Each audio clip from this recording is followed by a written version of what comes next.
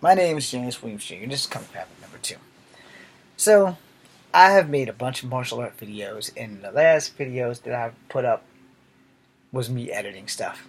I just deleted every martial art video that I just tried to film because I'm not feeling it and I'm not wording them right. So I decided that I'm going to do another video about being mixed, because if you watch the videos of me outside, had the battery life not died, I probably would have kept going. So I'm going to do a short video about being mixed. And I'm going to do a short video on this topic because a lot of people don't understand what it means to be mixed. Alright? Now, I also did a video about this where there's a difference between being multicultural and being biracial. Alright? So bi means two. Alright? In the scientific term, like bilateral or whatever. But bi means two. Unless you go on a sexual term where bisexual means you go both ways. But we're not going there. This has nothing to do with sex. This is about being mixed. Alright, so in my other mixed video, I talked about how people were giving The Rock a hard time, giving Tiger Woods a hard time because they didn't really acknowledge their black shit. And I also talked about how when Rock does acknowledge his black shit, he got a hard time for that because of the whole John Henry thing that they're still up in the air about. You have to understand, if you are not biracial or multicultural, you don't get what we go through. If you've been watching any of my videos, and you know, and I'm going to lay this out for you, as I always do, that I am part Cherokee Indian, I am part black, and I am part white. And that I don't really deny my heritage. Not like the rest of my family. I embrace my heritage, I embrace who I am, and sometimes I feel more Cherokee than anything else. And I've been thinking about billing myself as just a Cherokee Indian, but I want to go get the DNA test done before I even attempt to do any of that shit. However, I'm feeling the Cherokee fire right now, and I'm thinking about using that name, so I don't know if I can get used to it, though. I kind of like being called James, but Cherokee fire's looking pretty hot. So, as a person of mixed ethnicity, a lot of us, and I'm going to be one of the people who will admit this in public and admit this on social media. A lot of us mixed people, we struggle to fit in, okay? I'll say it, because no one else really will. We struggle to fit in. And when you come from two races, it's a hell of a lot easier than when you come from three. Alright? I'm going to explain that. Because, alright, when you have two races, I'm going to use The Rock. I'm sorry, Dwayne. How you doing? I know I'm never going to get a shout out for you, but you will understand where I'm coming from because I'm sure you've been there. We're only a year apart in age, so. The Rock is technically a citizen of 3 countries, but he is a citizen of 2 races. His father being black and Canadian, that's 1 race and 2 countries. Brock being born in America, his mom being Samoan. Alright? So Rock is the biracial 3 citizenship person. Alright? And I mean that lovingly with the utmost respect.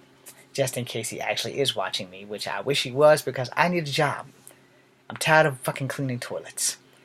Anyway, so I can basically say from where I stand compared to where he stands, he probably got a little bit more of his Samoan and black heritage rubbed into him because his parents were probably a little bit more well connected with their surroundings. His mom being a Samoan and being like the princess of a wrestling king. Rocky Maivia was the name he used because his grandfather was Chief Peter Maivia. So I'm pretty sure that coming from 2 wrestling families and one coming from the island where Samoans, a lot of Samoans are great wrestlers. A lot of Samoan wrestling is like genetically made for them to happen. So it was probably his destiny that he would wind up there anyway. Way to go. Anyway, so I'm sure he had Islander experience, and I'm sure he had the black experience, but I don't really know if there's any ghettos in Canada, so I can't really say Rocky Soul Man Johnson grew up in a ghetto. But just because a person is black does not mean that we all come from ghettos. Some of us do come from very decent places. I came from a ghetto, alright? But evolution. So we're going to get off rock now, and we're going to talk about me. Alright, so as I state this before, I'll state it again. A lot of my family, we do not embrace our Cherokee heritage. We don't. On both sides, both of my families embrace the blackness, and they don't think about Grandma Ada or Grandma Bay. Grandma Bay basically married a black man and invested in everything black. Grandma Ada, her mother, Cherokee, I'm probably one of the only kids she ever actually told stories to. They're all clouds in here, but I remember certain ones. I remember certain things that she used to say about how our tribe would have been successful if they would have just listened to the women, swam under the water, used their knives, and draw holes in the boats so they couldn't bring gunpowder aboard the land, which is really what turned the tide because the Europeans had gunpowder and we had sticks and knives and shit. That's pretty much just like throwing rocks. So, you got rocks versus a musket ball with gunpowder behind it. So it's pretty much, you're fucked. And that's pretty much how she put it. She didn't put it in those words, but I embrace my Cherokee heritage more than anyone else in my entire family on both sides. I embrace my Cherokee heritage. I have cousins who are exceptionally light, and I have sisters and brothers who are exceptionally light that can pass for white people with curly hair, or not so much curly hair. But they could pass. They could blend right in with white people, just like my mom. She looks just like she's white. And on her father's side, there's white people. They're all out of Nelson County, where my grandmother is an unknown entity because we're still like trying to figure her ass out. So that being said, we embraced our black side, but we never really embraced the white side or the Cherokee side. That's just on my mom's side alone. On my father's side, we embraced the black side, and we never invested or engaged in the Cherokee side, except for me, because I spent a shitload of time with my grandma Ada until she passed. And when she passed, Ghostbusters was like out, and I dreamed that she came back from the dead to get me. Because that whole day I kept saying I wasn't afraid of ghosts, and then my dad totally embarrassed me, and I screamed that night, and it was just really, really messed up. I also didn't get to go to a funeral, which was pretty sad. But that's because my mom wouldn't let me miss school to come all the way back down to Smithville to go to her funeral, which really sucks. I kind of regret that every day because I don't know where she's buried. I don't know if she's buried on the Powell Height Reservation or wherever the hell she's buried. I don't know. But anyway, I do plan on doing a 23andMe and a Ancestry.com. I'm probably going to do both just to see who gives me what, because you don't know who's more accurate or whatever. So, I embrace my Cherokee heritage because of a lot of life events, alright? I'm pretty sure Rock embraces his Samoan heritage and his black heritage, but people in the world have given him a hard time for not being black enough, which we're gonna turn now back to me. When I was a kid, I used to love black girls until black girls told me that I would never be good enough for black girls. And up until I was 12 years old, I believed that until I messed with a black girl and she cheated on me. And then I messed with another black girl, she almost got me killed. And then I stopped messing with black girls. Henceforth, those two girls were right. I'm not good enough for black girls. And I'm not saying that in a hateful manner. I'm also no longer really attracted to black girls, because when I was attracted to them, they weren't attracted to me, and it kind of really fracked up my self-esteem. Long story short, I get along better with white girls and Asian girls than I do with black girls. So therefore, those are the chicks that I'm attracted to. Those are the chicks that I pursue. Okay, now we're getting off of that. When I was a kid, being called half-breed a lot was an established thing. And it went until like the 5th grade, and then when I found out I was part Native American, it really blew my fucking mind because I didn't know. And then it really changed my perspective on cowboy and Indian movies, because when I was 3 years old, my first comic book was Jonah Hex, and he was a cowboy who fought Indians.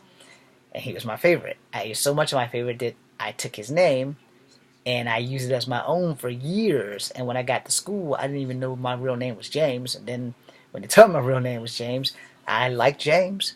But when I go home, I was Jonah Hex. So thank you, DC Comics. Then, when I got to the 5th grade and Miss Conrad, God bless her, and I think she's passed. I don't know. I have no way of finding out. But if you are still alive, Miss Conrad, this is my shout out. I love you and thank you for opening my eyes to my heritage. So Miss Conrad got me in trouble, and she told me that I was going to be the best carver of soap in the universe because I'm part Native American. Yeah, I told you guys before. What Miss Conrad got me was an ass whipping for every bar of soap, and I found out that I was part Native American. So I started embracing a lot more of my Native American heritage. It started explaining why my temper was always kind of high strung. And I say that because Cherokee Fire is what I call it now.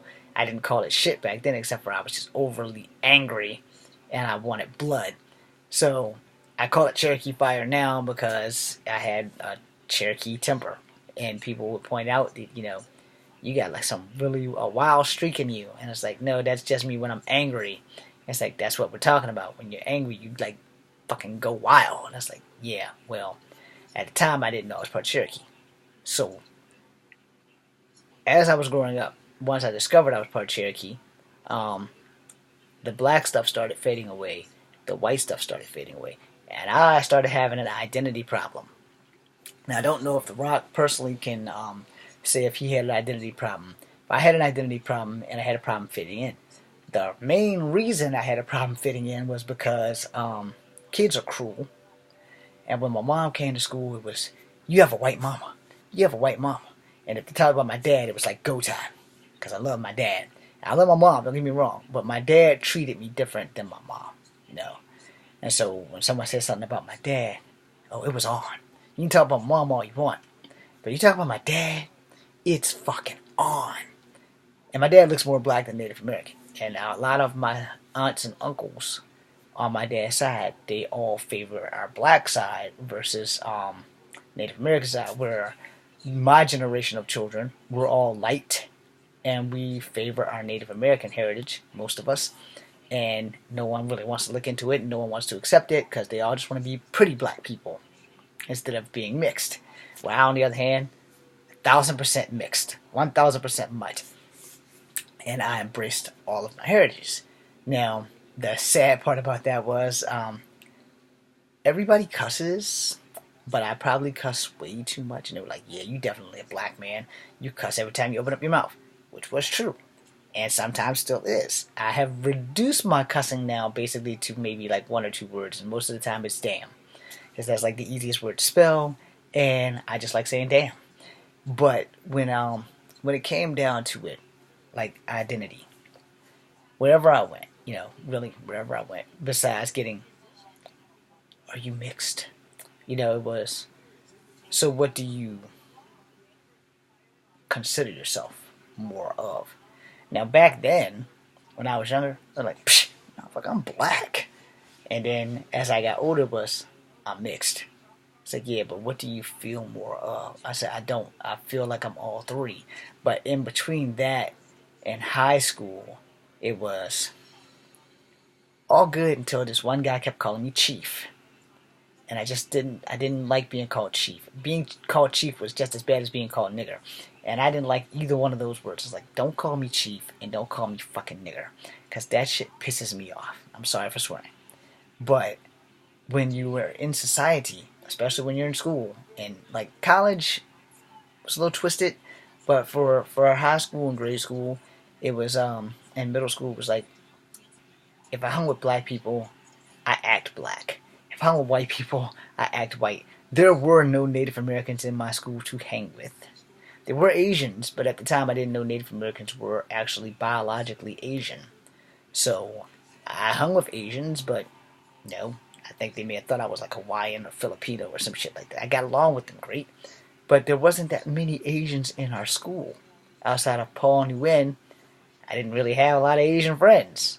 And we all kind of had our thing, but I mostly did Kung Fu. Paul Nguyen didn't even remotely give a shit about Kung Fu or martial arts, anything like that. That's your shout out, Paul, if you're still alive. And I had a crush on his sister. Didn't find out till like many years later that his sister actually liked me, And I wish I had known that back then, because my life would have probably turned out way different than it did now. But anyway, hi to your sister too. So then, I got along better with Asians than I've ever gotten along with most people in my lifetime. As I broke into college and schools and stuff, when I got out of high school, some of my friends who were true blue friends became racist, and she knows who she is. And she would not acknowledge me. She probably doesn't acknowledge me to this day. Though she saved my life from Miss Lyons back in high school, when we went to college, she basically got head and ass syndrome, and I guess her true colors came out. And I will not give her the satisfaction of mentioning her name, but you know who you are. And that wasn't cool at all. And don't say you didn't see me, because there's no way you can miss all this ugliness. But anyway, so by the time I got into college, it was a whole new world. It was a whole new world of how the fuck do I fit in? And I say it that way because when I first started going to PVCC, there was a computer woman who was teaching everybody computer. And me being the dumbass that I am, I thought that she was part of Native American. No, she's bloody Filipino. Very, very sexy. Very, very sexy. Had to teach me my finger positions all over again because I had forgotten them. And I love learning from this lady. And I'm leaving her name out. And her daughter was mixed. I think her daughter's daddy was black. But she was Filipino, and she looked Native American too, because my dumb ass couldn't tell. Alright? So then I met IK, and he and I had an argument and a fight, and he let me find out that Native Americans were Asian. So my feelings was hurt, because not only are we not special from Atlantis, we're just the dogs of Asia who just didn't want to be there. Or we were hunting something, and we just didn't go back home because we never found what we were looking for. And then we spawned off into many different tribes. But anyway, that's not here or there.